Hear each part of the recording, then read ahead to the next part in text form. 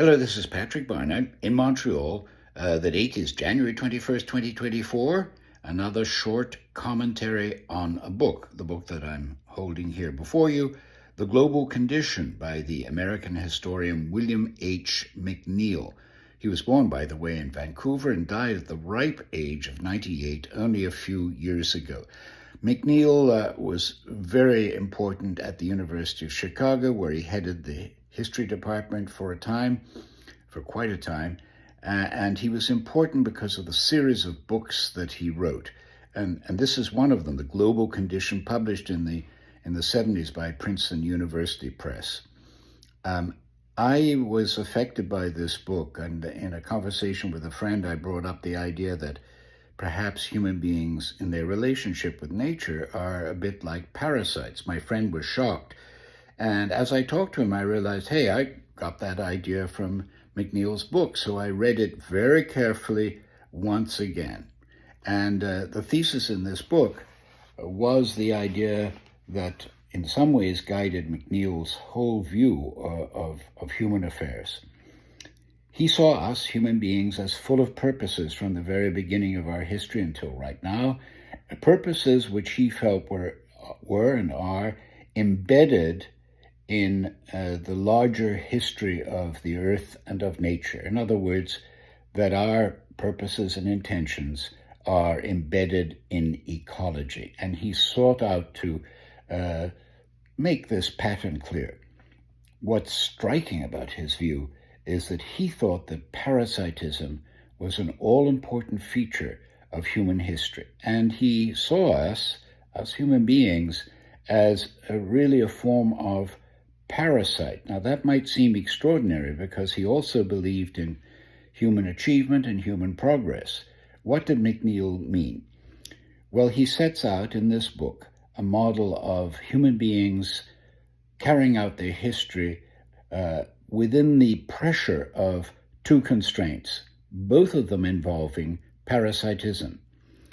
The first kind, the upper constraint, is macroparasitism. We emerged in our deep history from a situation in which we were competing with other very large predators, and we became the main predator on the surface of the globe. We had to struggle against macroparasites that were attempting to do us damage, while we did great damage to them by hunting. So macroparasitism involves large animals and also human beings in their violence and wars against each other. The bottom bound, as it were, of our history involves microparasitism, diseases, microorganisms that have been with us ever since we first developed our strange path upon the earth. Now, what makes McNeill's view so interesting is that you can see the path, the pattern that he drew, and it's extremely interesting. For example, the conquest of the Americas. How did that happen?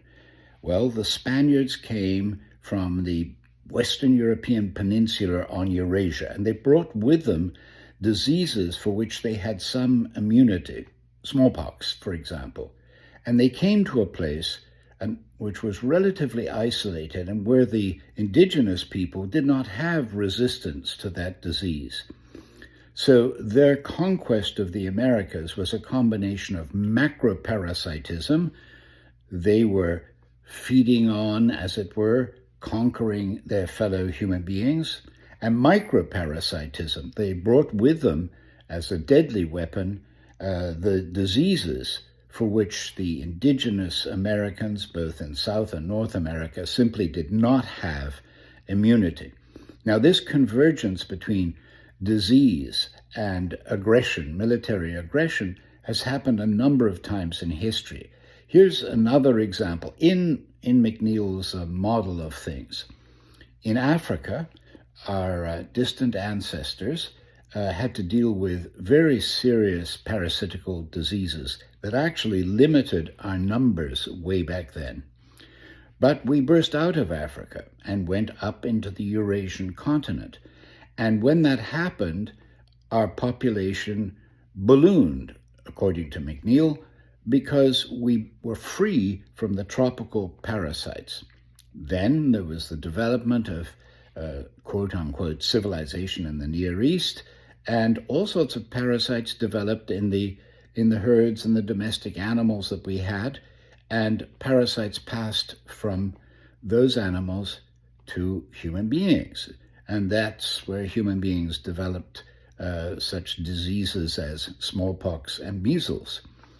When Europeans went to the Americas, they brought those diseases with them, and they became a kind of weapon.